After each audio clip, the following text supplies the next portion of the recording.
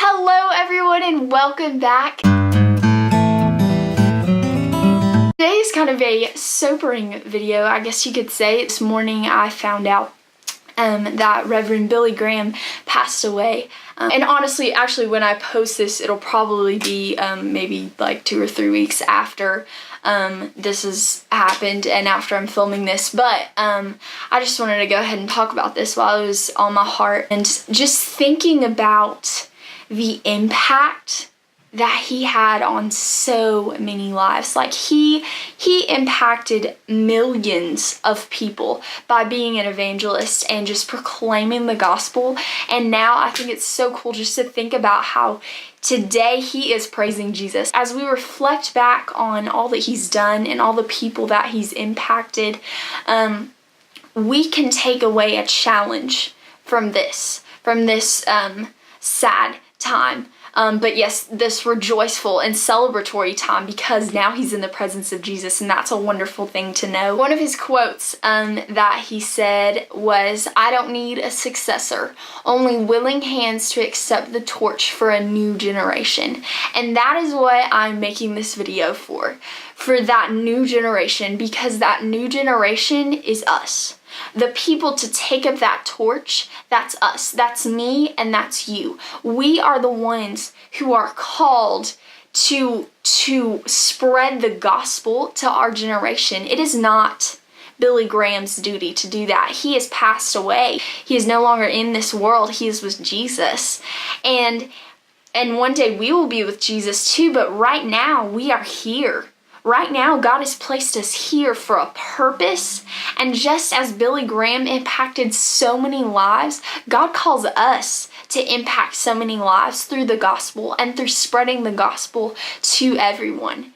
And I think when we look at someone's huge life, like Billy Graham, we can kind of get overwhelmed and think, well, I can't travel all around the world and just, like, I'm not even a public speaker. I can't do this.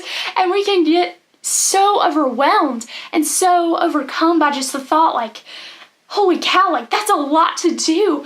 But it actually, when you think about it, and in Matthew 28:19-20, it says to go and make disciples of every nation. But all the world includes your friends. Every nation includes the people at your school.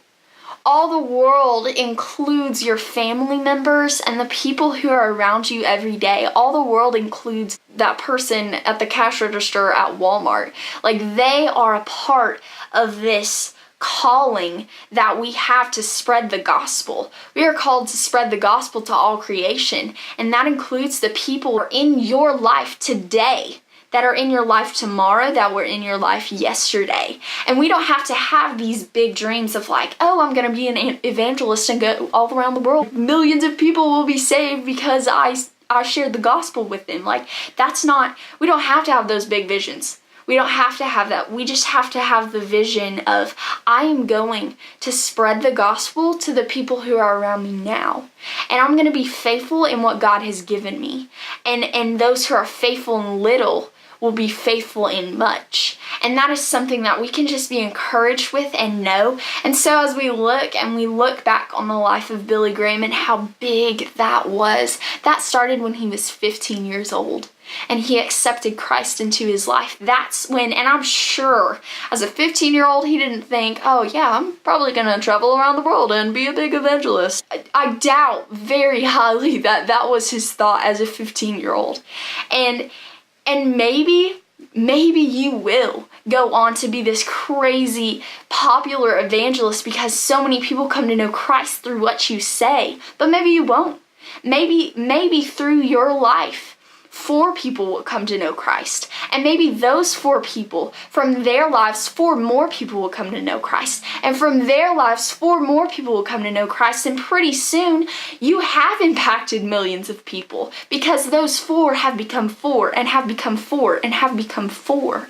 Because you have gone into all the world. You have gone into your workplace and the places where God has placed you. And you have spread the gospel to every creature culture that you come in contact with. That is what we are called to do. And it doesn't mean you have to move to Africa.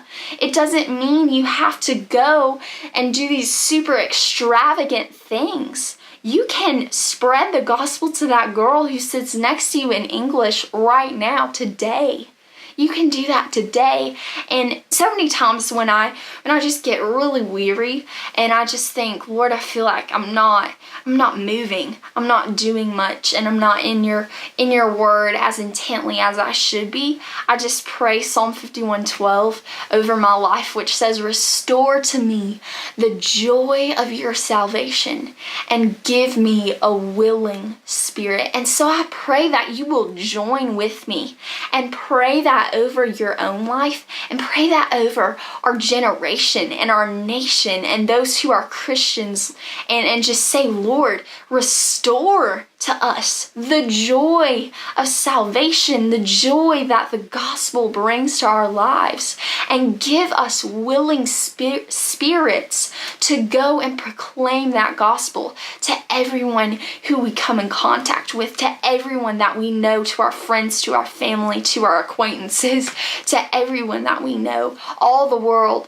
includes those people who you come in contact with every day. Do what you can now for Jesus.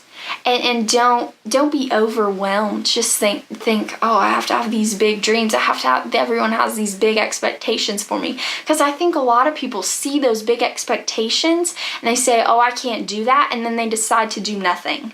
And that's kind of, it's like, oh, I can't make a big impact. I'm just not going to make an impact at all.